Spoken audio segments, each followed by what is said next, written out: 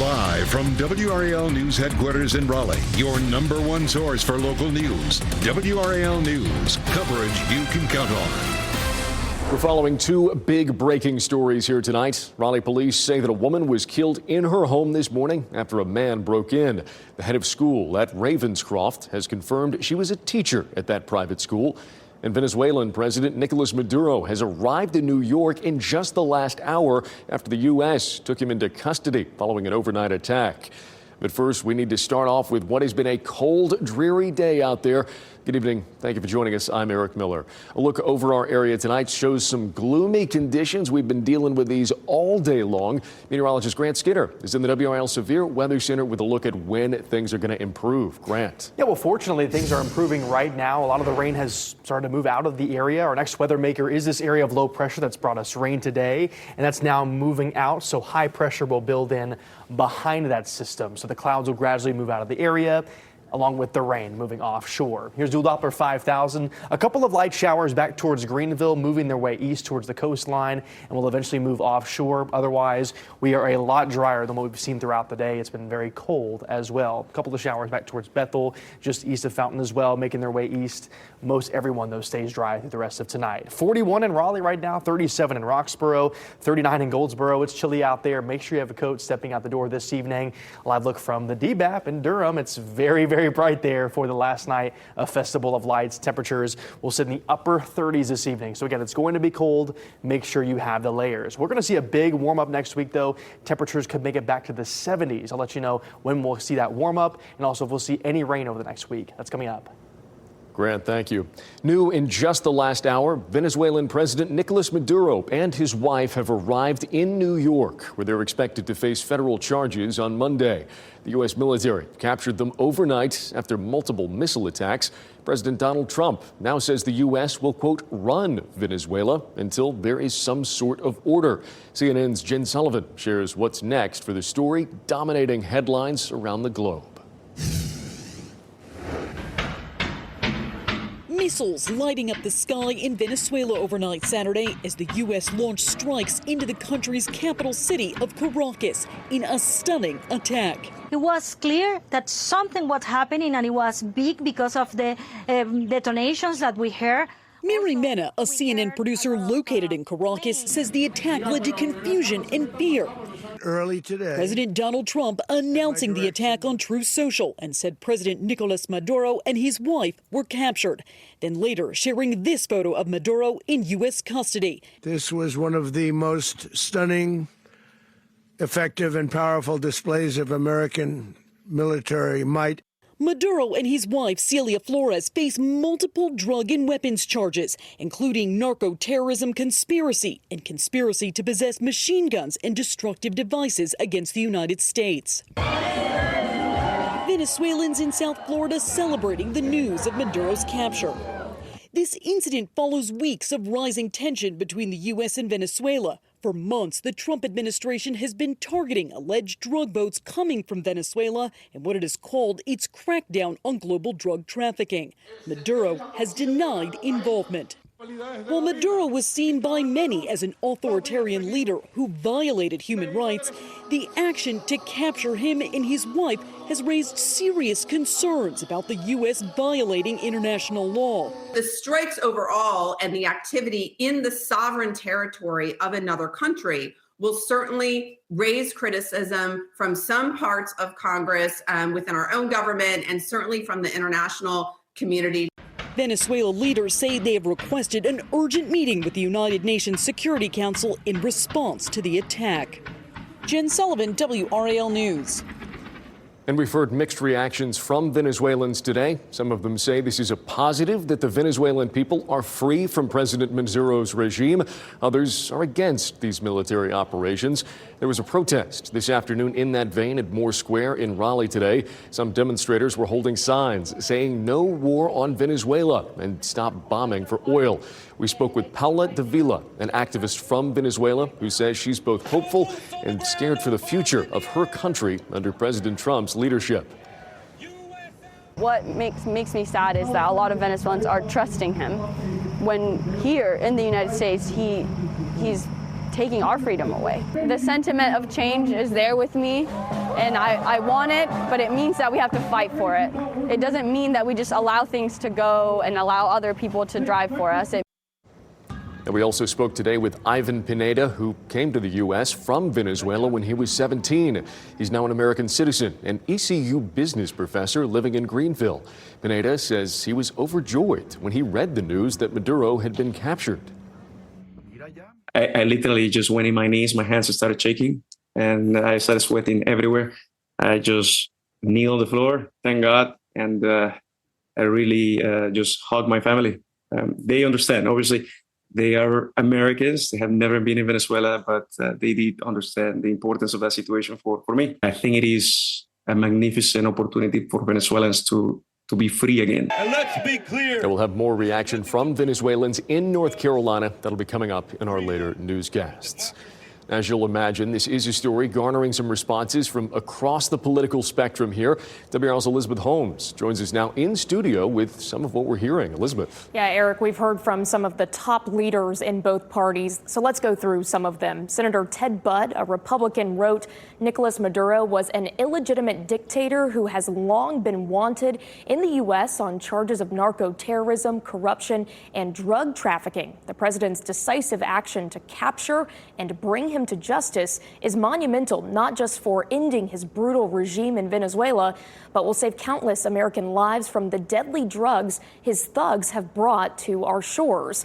Democratic Congresswoman Deborah Ross said, to be clear, Maduro is a despot who stole elections, imprisoned his political opponents, and trampled on the rights and dignity of his people. But the Trump administration cannot unilaterally impose regime change and push the United States to the brink of war.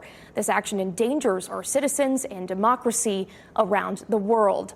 Democratic Congresswoman Valerie Vucci wrote, Maduro is an oppressive, illegitimate ruler who has brutalized his people and dismantled democratic institutions in Venezuela.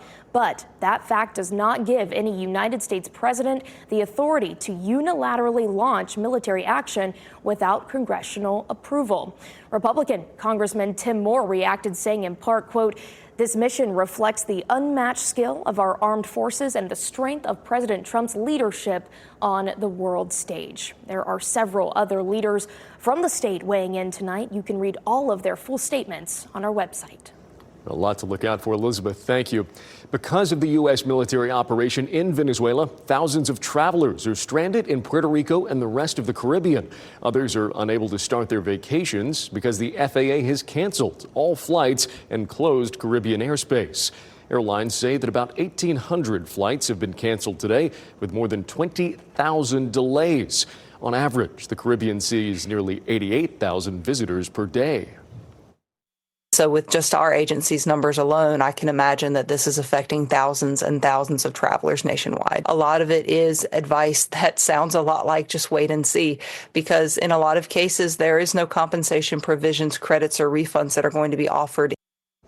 Travelers should keep a close eye on flight updates, as there is no clear timeline for when travel will resume. To breaking news now in Raleigh tonight. Police have arrested a man accused of breaking into a local woman's home and killing her this morning. We confirmed just within the last few minutes that she was a teacher at Ravenscroft School. Ryan Camacho is now in custody. WRAL's Kirsten Clark is live in the neighborhood where all of this happened. Kirsten, some really chilling details about this case coming out. Eric, this is a very sad case. You mentioned there Ravenscroft School confirming that the victim, her name is Zoe Welsh, was a teacher actually in the upper school, science teacher there at Ravenscroft School. Them saying that this is just a devastating loss for their community. Now, we're here near Clay Street. This is where Raleigh police tell us that Welsh lived. I'm going to step out of the way. This is not far from Broughton High School, this area, but this home here that is fenced in, you can see there's yellow tape blocking off the area. Raleigh police officers are still here, as well as the Wake County Bureau of Forensic Services still here investigating. The police department says that Welsh called 911 around 6:30 this morning to report that a man was in her home on Clay Street. While still on the phone, that man, that's Ryan Camacho, is accused of attacking her. Welsh died at the hospital. Now, Raleigh Police Chief Rico Boyce released a statement about the killing, saying, I am deeply heartbroken for this mother, friend, friend and mentor to many in our community, and for the unimaginable trauma her family must endure. Whenever there is a loss of life in our community, it affects us all. As a department, we share in the sadness of this loss. Now, we spoke with a neighbor who lives in this apartment building here right next door to where Welsh lives. We talked to him about what he heard from police and how he's feeling about what happened. When they couldn't gain access to our apartment building, apparently went to the house next to us, broke in and assaulted someone. Sightlines here, aren't terribly clear. There's places that folks could hide, so definitely will be more cautious, coming outside after dark or early in the mornings. Ryan Camacho, he faces charges for murder and burglary. We, of course, will continue to work to learn as much as we can about what happened here and more about Camacho as well as the victim, Zoe Welsh. Live in Raleigh, Kirsten Clark, WRAL News. Just awful. Kirsten, thank you. New here at 6, a car slammed into a popular restaurant in Johnston County. This happened at Vincent's Pub and Eatery in Clayton along East Main Street. Just take a listen here to the moment that crash happened.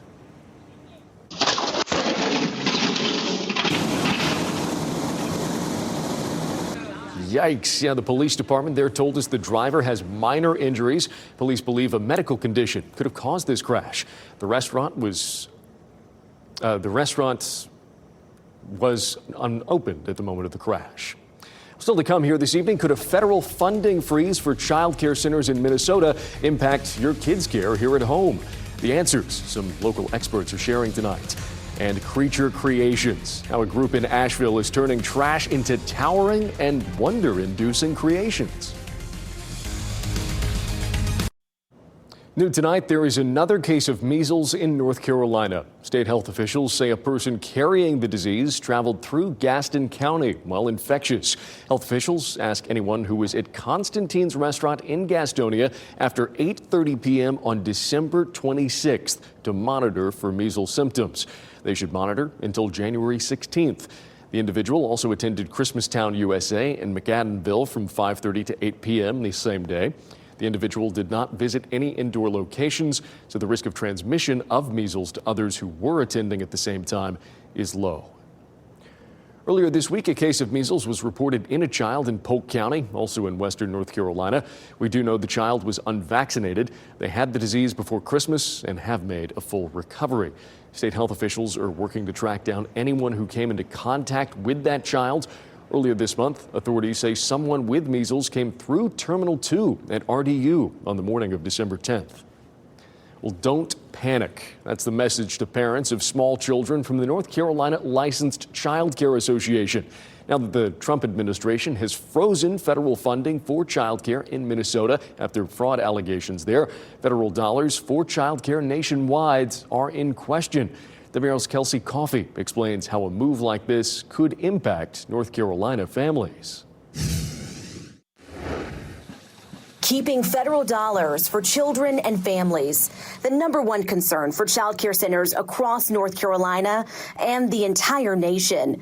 Federal funds for child care now frozen in Minnesota after fraud allegations. Anyone who's involved in perpetrating this fraud against the American people should expect to be prosecuted to the fullest extent of the law. Federal funding for child care nationwide could be in limbo. A blanket hold on child care funding for all states because of an allegation in one state risks harming children, families, and small centers and homes that follow the rules. That was Dan Rockaway with the North Carolina Licensed Child Care Association. He says a decision like this could force subsidized child care providers to close their doors. So this would just already take, like I said, a fragile industry and just detriment it. It would be horrible. Rockaway says parents should not worry yet. It's operations as normal until we hear something formal from HHS. But a threat still looms that could leave children and families without resources or options. Kelsey Coffey, WRAL News. And Rockaway says January subsidy payments will likely not be affected because that money is used to cover services provided in December. Well, an Asheville group is turning trash into treasure and lighting up local parades in the process. Members of the Street Creature Puppet Collective build glowing lantern puppets using everyday items like pool noodles, bamboo, even coffee filters in some cases. The group has been meeting for more than a decade, bringing together community members who want to learn puppetry or just help build some of these enormous creatures.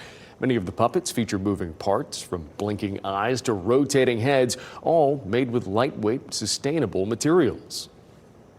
I do this because I love making things together in community, and I also love being out in the street with giant puppets interacting with people. You're showing people, look, you can make this stuff out of garbage. Find a couple of friends and do a fun thing and then just bring it out, and that doesn't have to be heavy, serious. It's light and joyful and celebratory. Yeah, the Street Creature Puppet Collective hosts weekly open workshops where anybody can jump in, whether they're crafting their own puppet or helping assemble pieces of upcoming lantern parades. I got to say, Grant, some really cool stuff happening there in Asheville, but today, not the kind of day you want to be outside with a giant papier-mâché puppet. Yeah, no, very cold and rainy throughout the day today. Fortunately, the rain is now moving out, and we'll see clearing conditions all the way through Sunday. It'll be a seasonable start to the next week, but that will not stick around. By the middle and back portion of the week, we'll likely see temperatures climb close to 70 degrees. So some big changes over the next week. We'll start with North Hills. We had some pretty colors about 10 minutes or so with the sunset, but now that the sun has set, it's hard to see that. Still some lingering cloud cover from there this evening, but temperatures will gradually drop off and the clouds will gradually clear through the rest of tonight. 38 by 9 p.m., 37 by 11 o'clock. Still a lot of stubborn cloud cover to start the night, but that will not stay the same all the way through tomorrow morning. Let's start Futurecast at 7 p.m. The rain obviously moving back to the east. You saw on radar a little bit ago, much of the light rain is out of the area, and we'll continue to see it move towards the coastline and offshore. By midnight, a lot of the clouds start to break up. Still some lingering in our eastern spots, but they continue to move out of the area.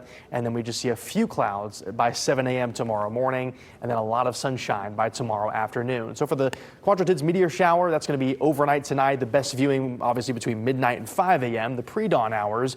But unfortunately, because of the full moon plus some lingering cloud cover, it's just unfavorable for seeing a lot of these. So maybe 10 to 20 meteors per hour will be visible, but it's looking less likely to be favorable viewing into the pre-dawn hours tomorrow. Lows tonight drop to around the upper 20s and low 30s, so it's going to be a cold start tomorrow. Make sure you have the layers just like you had throughout the day today, because it really stayed cold in the 30s and 40s throughout the day. 31 Raleigh, 32 Fayetteville, 30 Rocky Mount, 28 to start the day tomorrow across our area. It'll be very, very cold across the region. Then by the afternoon, low to mid 50s. Plenty of sunshine. It's going to be a beautiful day, so of seasonable temperatures, enjoy it. A great day to get outside. We reached the low to mid 50s for most spots, maybe a couple of spots toward the north in the upper 40s, but pretty typical for this time of the year. Now, we do see changes next week. An upper level ridge pattern moves over the area. What's going to allow for is for temperatures to push to close to 70 degrees by the middle and back portion of next week. You can see this area in pink indicating big temperature increases across much of the southeastern U.S. Those deep reds indicating the same thing. We do stay dry through Thursday, but we do warm up quite a bit. Up to 64 on Tuesday, 69 on Wednesday, likely at 70 degrees by next Friday. So yeah, going to be much, much warmer into next week, trending well above average. Our average high is in the low 50s, and we're going to see close to 70. So a big change. It's not atypical for us to see 60s and maybe close to 70, but again, it is well above average. And then by the time we hit Saturday, better chance for rain. I think after Saturday into the start of next week, we'll have some colder temperatures. But for now, again, seasonable start into the weekend. It will be cold tomorrow morning, though, so make sure to have the layers handy. Gotcha. Grant, good advice there. Thank you very much. Well, coming up here in sports, a Saturday shellacking. NC State dropped its first ACC game of the year, and oh boy, this one got ugly. What went wrong for the Wolfpack today at the Lenovo Center?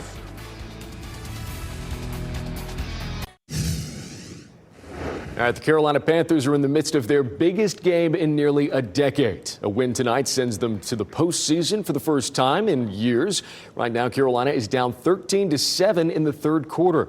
We'll have a full team coverage recap tonight from Pat Welter and Chris Lee, joining us from Florida at 10 and 11. Now to some of the other sports headlines today. NC State men's basketball had a chance to make a statement against Virginia this morning. A message came out of the Lenovo Center, just not the one the Wolfpack wanted. UVA seemed to have total control of this one right from the very beginning. The Cavaliers were up 20 at the half, led by as much as 27 in the second half. Oh, The Wolfpack shot just 36% from the field. NC State drops its first ACC game of the year, 76-61. A tough day all around for teams on Tobacco Road. 12th-ranked UNC got upset. The Tar Heels gave up nearly 100 points to SMU. They're now 1-1 in ACC play. The Duke game wrapped up in just the last half hour. The Blue Devils managed to hold on there in a nail-biter. They knocked out Florida State on the road. Thank you for joining us. Have a good night.